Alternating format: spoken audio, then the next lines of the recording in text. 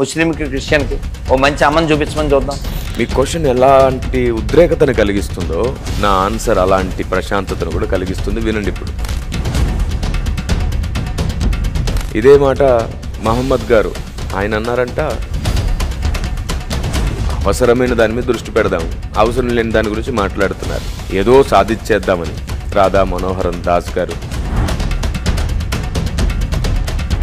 మీరు ఉన్న చోటే ఉండాల్సిందండి, అవసరం లేని చోటల్లో ఉన్నారు.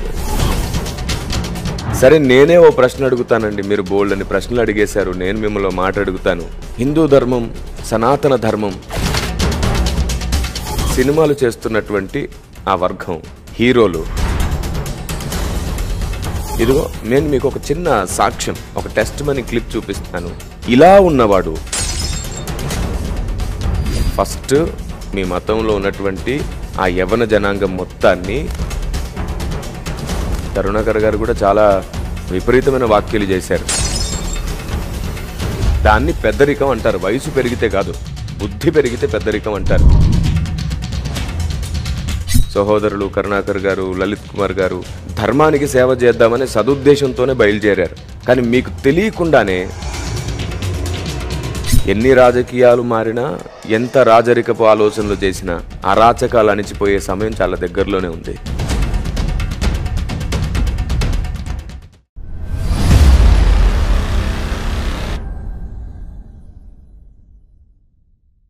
అందరికీ వందనాలు. Praise the lord. సర్వే జనా సుఖినో భవంతు. అందరూ బాగుండాలి అని దేశం నేర్పించింది. బైబిల్ కూడా అందరి కోసం ప్రార్థించమని నేర్పిస్తుంది. నేను నా దేశాన్ని ప్రేమిస్తున్నాను అంటే దేశంలో ఉన్న ప్రతి వర్గాన్ని, మతభేదం లేకుండా ప్రతి ఒక్కరిని గౌరవిస్తాను. ఇది స్కూల్ మనకు నేర్పించింది. కాబట్టి ఇలాంటి ఉన్నత సంస్కారం కలిగిన దేశంలో పుట్టి ప్రపంచ దేశాలకు సంస్కారం నేర్పడానికి సత్యమేమిటో తెలుసుకోవడం చాలా ముఖ్యం. నా ఈ మహాపోరాటంలో విస్తారమైన తపస్సమానమైన పరిశోధనలో తెలుసుకున్న ఎన్నో సత్యాలు నా వ్యక్తిత్వాన్ని, నా ఆలోచన విధానాన్ని ఉన్నత శిఖరాన్ని ఎక్కేటట్లు చేస్తున్నాయి. అలాంటి వాటన్నిటిని సమాజంతో పంచుకోవడం, సమాజానికి క్షేమం అనే భావనతోనే ఇలాంటి సీక్వెన్సెస్, ఇలాంటి క్వశ్చన్స్కి ఆన్సర్స్ ఇవ్వడానికి నా బిజీ షెడ్యూల్లో కూడా టైం ఇవ్వాల్సి వస్తుంది. ఎన్నో పుస్తకాలు చదవడం, ఎన్నో పరిశోధనలు చేయడం, ఎన్నో పుస్తకాలు రాయడం, శిష్యులతో సమయాన్ని గడపడం, సభల కోసం ప్రయాణాలు చేయడం, బ్రాంచ్ సంఘాల కోసం ప్రయాసపడడం, ఎందరి కోసమో ఉపవాస ప్రార్థనలు, ఆల్ నైట్ ప్రేయర్స్, కన్నీటితో వ్యక్తిగత ప్రార్థన, ఇది మాత్రమే కాకుండా కుటుంబ సమయం, ఇలా జీవితంలో ఏమాత్రం మాకంటూ సమయం మిగలకుండా ఎప్పుడు ఎక్కడికి వెళ్ళినా, ఏ నిమిషమైనా చుట్టూ ఎప్పుడో 10 మందితో పాటు ప్రయాణం, నాతో సమానంగా 10 మందిని కూడా చూసుకునే బాధ్యత, ఇలా 1 కాదు 2 కాదు ఎన్నో. ఇన్ని ప్రయత్నాలలో ఇప్పుడు మీ ముందు ఈ సమయాన్ని వెచ్చించి కేవలం సమాజ క్షేమం కొరకు మాత్రమే వచ్చాను. ఎందుకంటే సమాజం విపరీతమైన ప్రశ్నలతో, వ్యర్థమైన లాజిక్లతో మరోవైపు ఈడ్చుకుని పోబడుతుంది. అవును, ప్రతి ఒక్కరు తమ వాదన సమమైనదే, సరి అయినదే, న్యాయమే అనే భావనలో మాట్లాడేస్తూ ఉంటారు. మాట్లాడండి, కానీ మరొకరిని దూషిస్తూ, మరొకరి మీద ద్వేషం కలిగిస్తూ కాదు. మీ న్యాయాన్ని, మీ ఉద్దేశాన్ని ధర్మంగా ముందు పెట్టండి. ఆలోచించుకునేవారు ఆలోచిస్తారు, అంతే. మీరు చెబుతున్నది ఏమిటి అంటే మాతృదేవో భవ అనే ప్రస్తావన తీసుకొని మాట్లాడుతున్నారు. హైందవులు మనం అన్నింటిలో తల్లిని చూస్తాం, క్రైస్తవులు, ముస్లింస్ని ఏది చూపించమనండి ఒక గొప్ప తల్లిని అని అన్నారు. ఒక మంచి అమ్మని చూపించు అని ఒక క్వశ్చన్ ఉంటుంది ఆ పేపర్లో. అడగండి, పోనీ ఎవరికైనా ఫోన్ చేయండి, ముస్లింకి క్రిస్టియన్కి ఓ మంచి అమ్మని చూపించమని చూద్దాం. మీ క్వశ్చన్ ఎలాంటి ఉద్రేకతను కలిగిస్తుందో నా ఆన్సర్ అలాంటి ప్రశాంతతను కూడా కలిగిస్తుంది. వినండి ఇప్పుడు. మాతృదేవో భవ. అవును, తల్లిని దేవునితో సమానంగా గౌరవించి, తల్లిని మించిన దైవం ఉన్నదా అనే ఓ ఖ్యాతి కలిగించిన ఓ మాట మనం వింటాం. నిజమే, తల్లిని మించిన దైవం ఉన్నదా అనే ఆ ప్రశ్నకు సమాధానం ఏమిటి? తల్లిని చేసిన వాడే దేవుడు అనే విషయాన్ని ఎప్పటికీ గుర్తిస్తారు. తల్లి గొప్పతనానికి లేదా తల్లి ఔన్నత్యానికి ఆ మాట పలకడం ఓకే, సన్మానానికి సమం అది. కానీ సత్యం ఏమిటి? తల్లిని కలిగించింది, తల్లి ప్రేమను పుట్టించిందే దేవుడు కదా. కాబట్టి తల్లిని మించిన వాడు ఒక ఆయన ఉన్నాడు. తల్లి కంటే ఎక్కువగా నిన్ను నన్ను కాపాడేవాడు ఒక ఆయన ఉన్నాడు. తల్లి కంటే ఎక్కువ ప్రేమించేవాడు ఒకడు ఉన్నాడు. బైబిల్ అదే చెప్తుంది. తల్లి మరిచినా నేను నిన్ను మరవను. అన్నదమ్ముల వివాదాల్లో తల్లి కొన్నిసార్లు ఒకరి వైపే ఉంటుంది, కొన్నిసార్లు అన్నదమ్ములు ఒకటైపోయి తల్లిని తృణీకరించి తోసేస్తారు. ఈరోజు మన భారతదేశంలో ముఖ్యంగా వృద్ధాశ్రమాలు ఉండడానికి కారణం పురుషుల ప్రమేయమే. అది అలా ఉండనిస్తే ఇంకా అటువైపు వెళ్ళి అనవసరంగా ప్రొలాంగ్ చేయడం నాకు ఇష్టం లేదు. ఇప్పుడున్న విషయం చెప్తాను మీకు. తల్లిని మించిన దేవుడు ఉన్నాడు. అయినా సరే బైబిల్లో తల్లి గూర్చి ఏం రాయబడింది? వాళ్ళ దగ్గర ఉన్న గొప్ప తల్లిని గురించి చెప్పండి అంటే బోళ్ళంతమంది ఉన్నారు బైబిల్లో గొప్ప తల్లులు. ఇక బైబిల్ తల్లిని గురించి మాట్లాడితే తల్లిని బోధకురాలుగా భావించింది. నీ తల్లి బోధను తృణీకరించకు, సన్మానించు, వెంబడించు అని చెప్పింది. తల్లిని తండ్రిని సన్మానిస్తేనే దీర్ఘాయుష్మంతులు అవుతావని చెప్పింది. సో తల్లిని సన్మానించడంలో దీర్ఘాయుష్ వస్తుంది. ఇదే మాట మహమ్మద్ గారు ఆయన అన్నారంట, తల్లి కాళ్ళ దగ్గర జీవం ఉంది అంటే పరలోక రాజ్యం, స్వర్గం ఉంది. వాళ్ళు దాన్ని జన్నత్ అని అంటారు. ఇప్పుడు బైబిల్ ఏమంటుందంటే తల్లిని తండ్రిని సన్మానిస్తే నీకు దీర్ఘాయుష్ ఉంది, లాంగ్ లైఫ్ ఉంది. ఈ లాంగ్ లైఫ్ని కొంచెం ఆత్మీయ అంతరార్థంగా ఆలోచిస్తే తల్లిని తండ్రిని సన్మానించడం ద్వారా వచ్చే సంస్కారం, ఆశీర్వాదం, దీవెన నీకు నిత్యత్వం కూడా ఉపయోగపడుతుంది అని. కాబట్టి బైబిల్ గ్రంథంలో ఎందరో తల్లులు ఉన్నారు. తిమోతి తన తల్లి వలన ఎదిగినవాడు, సొలొమోను తన తల్లి వలన జ్ఞాని అయినవాడు, దావీదు తన తల్లి వలన భక్తి నేర్చుకున్నాడు. ఇలా ఎందరో మహాభక్తులు బైబిల్ గ్రంథంలో ఉన్నారు. వారు తల్లుల వలన మిక్కిలి శ్రేష్టమైన భక్తి చేశారు. బైబిల్ తల్లికి చాలా ప్రాధాన్యత ఇచ్చింది. ముఖ్యంగా స్త్రీకి చాలా ప్రాధాన్యత కూడా ఇచ్చింది. స్త్రీలో ఉండే బలహీనతను చెప్తున్నారు, స్త్రీలో ఉండే బలహీనతను గద్దిస్తున్నారు, అదే ఓకే. కానీ స్త్రీకున్న విలువను చెబుతూ గుణవతి అయిన స్త్రీ ఇంటిని కడుతుంది అని అన్నారు. తర్వాత నువ్వు నీ భార్యతో జాగ్రత్తగా కాపురం చేయాలి, ఆమెకు నువ్వు బాధను కలిగిస్తే నేను నీ ప్రార్థన వినను అని కూడా దేవుడు బైబిల్ గ్రంథంలో చెప్పాడు. కులాలు కట్నాల పేరుతో భార్యలను హింసిస్తున్నటువంటి ధర్మాన్ని, లేదంటే భార్యని హింసించేటట్లు ప్రోత్సహించే ఆచారాల్ని అరికట్టలేకపోతున్నాం ఇప్పటికీ. ఏ మతం వారైనా, ఏ వర్గం వారైనా అవసరమైన దాని మీద దృష్టి పెడదాం, అవసరం లేని దాని గురించి మాట్లాడుతున్నారు. ఏదో సాధించేద్దామని. రాధా మనోహరన్ దాస్ గారు, మీరు ఉన్న చోటే ఉండాల్సిందండి, అవసరం లేని చోటల్లో ఉన్నారు మీరు. అదే నా అభిప్రాయం. వాస్తవానికి ముందు ప్రపంచం బాగుపడాలి అంటే, నేను మానవతావాదిని అంటారు కదా, అయితే ముందు కుల కట్నాలు లేని వ్యవస్థను కలిగించడానికి ప్రయాసపడండి. మేము అదే ప్రయాసలో ఉన్నాం, మీరు కూడా అదే ప్రయాసపడండి. అనవసరమైన వాటన్నిటిని పట్టుకొని తిరుగుతారు మీరు కదా. సన్యాసి పని లోక కళ్యాణమే అయితే లోకానికి చిచ్చుబెట్టే పని ఎందుకు చేస్తున్నట్టు కదా. మీ అభిప్రాయాలను ఇంత గౌరవిస్తూ మీ అభిప్రాయాల్లో ఉన్న న్యాయాన్ని కూడా తూకం వేసే ధర్మానుసారమైన మనసు దేవుడు నాకు ఇచ్చాడు. అలాగని సత్యం ఏదో అది చెప్పకుండా మాత్రం ఉండలేను. ప్రేమతోనే తప్పకుండా చెప్పాలనుకున్నది మీ మనసులో పెట్టడం నా ధర్మం. ఎందుకంటే ప్రేమతోనే సత్యం చెప్పమని బైబిల్ సెలవిస్తుంది. ప్రేమతోనే సత్యం చెప్పాలి. సత్యం చెప్పేటప్పుడు పూర్తిగా ప్రేమే ముఖ్యమైనది. ఎప్పుడు మీరు ఒక ప్రశ్న లేవనెత్తుంటారు, దాని గురించి కూడా చెప్తాను. మెట్టుకైతే బైబిల్ స్త్రీని గురించి ఎంత గౌరవప్రదమైన మనసు కలిగి ఉందో మీకు చెప్పింది విన్నారు కదా. అది రిబికా అని ఒక తల్లి ఉంటుంది బైబిల్ గ్రంథంలో. ఆమెను క్రైస్తవ సమాజం పక్షపాత ధోరణిగా భావిస్తూ ఉంటుంది. పెద్ద కొడుకును ఒకలాగా, చిన్న కొడుకును ఒకలా చూసిందని. వాస్తవానికి న్యాయం అది కాదు. వాస్తవం ఏమిటంటే ఆవిడ ఎలాంటి పక్షపాత ధోరణి చూపించలేదు. చిన్నవాడైన యాకోబుకు ఆశీర్వాదం కలిగేటట్లు చేయడం ఆవిడకు దేవుడు అప్పగించినటువంటి కర్తవ్యం. కఠిన కర్తవ్య నిర్వహణలో ఆ తల్లి గొప్పదిగా తన ప్రేమను చాటుకుంది. ఏ తల్లైనా, ఏ తండ్రైనా, ఏ బిడ్డైనా గుర్తుంచుకోండి, తల్లిని సృష్టించిన దేవుణ్ణి ముందు ఎక్కువగా గౌరవించి ఆయనకు భయపడితే సరిపోతుంది. సరే, నేనే ఓ ప్రశ్న అడుగుతానండి. మీరు బోల్డ్ అని ప్రశ్నలు అడిగేశారు, నేను మిమ్మల్ని మాట అడుగుతాను. హిందూ ధర్మం, సనాతన ధర్మం చాలా గొప్పది. అందులో గొప్ప లక్షణాలు లేదా గొప్ప సాంప్రదాయాలు ఉన్నాయని అందరం గుర్తించదగ్గే ఉన్నాయి. తృణీకరించదగిన సాంప్రదాయాలు ఉన్నాయి. మనుస్మృతి నిండి అవే ఉన్నాయి. సరే, అవి అలా ఉండనిద్దాం. మళ్ళీ ఎలాగో తిరిగి మనుస్మృతిని తీసుకొచ్చేసి కుల వ్యవస్థను బలపరచాలని చెప్పి మానవతావాదిని అంటూ మానవత్వాన్నే లేకుండా చూడాలనే ప్రయత్నం ఎలాగో జరుగుతుంది. దాన్ని తప్పకుండా దేవుడు జరగనివ్వడు. ఎన్ని రాజకీయాలు మారినా, ఎంత రాజరికపు ఆలోచనలు చేసినా అరాచకాలు అణిచిపోయే సమయం చాలా దగ్గరలోనే ఉంది. ఇక వాస్తవం మాట్లాడాలంటే, ఇదిగో నేను మీకు ఒక చిన్న సాక్ష్యం, ఒక టెస్ట్ మనీ క్లిప్ చూపిస్తాను. ఇలా ఉన్నవాడు క్రీస్తును నమ్ముకున్న తర్వాత ఇలా అయ్యాడు. ఇలాంటివి నేను మీకు చాలా సాక్ష్యాలు ఇప్పించగలను. చూడండి.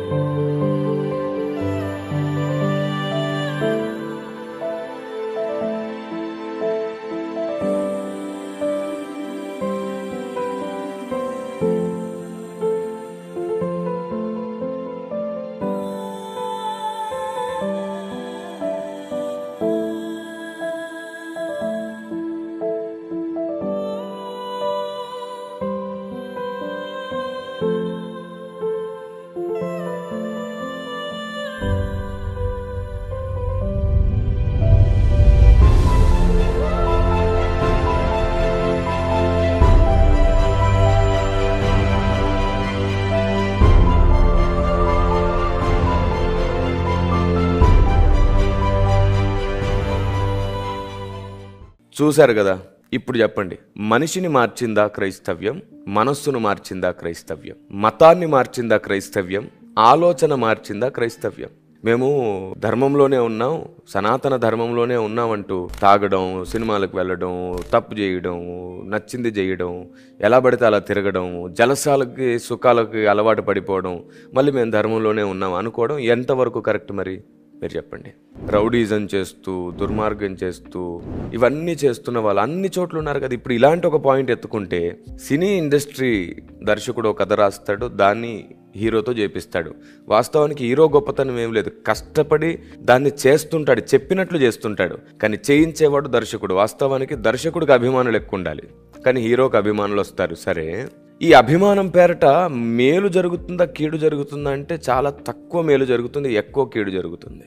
మీరు చూడండి, రోడ్లపైన వారి అభిమాన హీరో జన్మదినం జరిగినప్పుడు భయంకరమైన రేస్ ఇస్తూ, తాగేసి స్పీడ్గా ప్రయాణం చేస్తూ, పొల్యూషన్ క్రియేట్ చేస్తూ, లేకపోతే అభిమానం పేరట ఒకరినొకరు పోట్లాడుకొని గొడవ పడే వాళ్ళు ఎంతమంది లేరు? ఎందుకని అది ఇంకా విచ్చలవిడిగా మారిపోతుంది? మీరెందుకు స్వామీజీ గారు అవేం పట్టించుకోరు చెప్పండి? నేటి బాలలే రేపటి పౌరులు అన్నారు. మరి నేటి పౌరులు రేపటి భవిష్యత్తు కదా.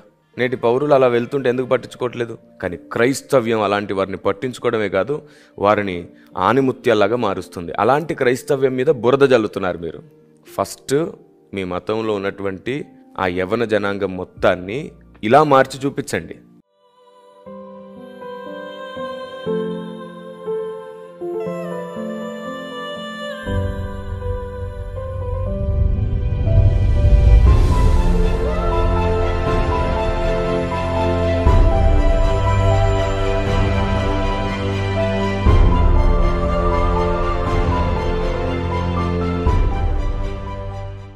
చూశారు కదా, డబ్బులు ఇస్తే మారారా? మతం మార్చుకున్నందుకు మారారా? మరి వీళ్ళు ఇంత మంచిగా అయ్యారే. క్రైస్తవ్యంలో బైబిల్ గ్రంథం మీద ఇన్ని తప్పులోనే అని చెప్పి, ఇదిగోండి ఈ విష ప్రచారానికి, ఈ విపరీత ధోరణికి ఏమాత్రం న్యాయం ఉంది చెప్పండి? ఏమాత్రం వాస్తవం ఇది? దొంగలను, వ్యభిచారులను, నరహంతకులను, శాడిస్ట్ మొగులను, పేకాటగాళ్ళని, మంత్రగాళ్లను సహా ఆనిముత్యాలుగా మార్చిన అద్భుత గ్రంథం బైబిల్ గ్రంథం. అందులో ఉన్నటువంటి ఔచిత్యాన్ని గమనిస్తే మనిషికి స్పృహ కలుగుతుంది. ఓ రైట్, మనం ఇలా ఉండాలి అని. మీరు అక్షరాన్ని వెతుకుతారు, ఎప్పుడు తప్పే కనబడుతుంది కదా. చాలా వీడియోస్ చేశాను నేను. కరుణాకర్ గారు కూడా చాలా విపరీతమైన వాక్యాలు చేశారు. యెహోవా కల్పిత పాత్ర అన్నారు, మోషేనే కల్పించాడన్నారు. నేను దానికి టైటిల్ పెట్టి అరణ్యంలో మోషే, అరణ్యంలో రాముడు అనే ఒక టైటిల్తో కూడా మాట్లాడాను.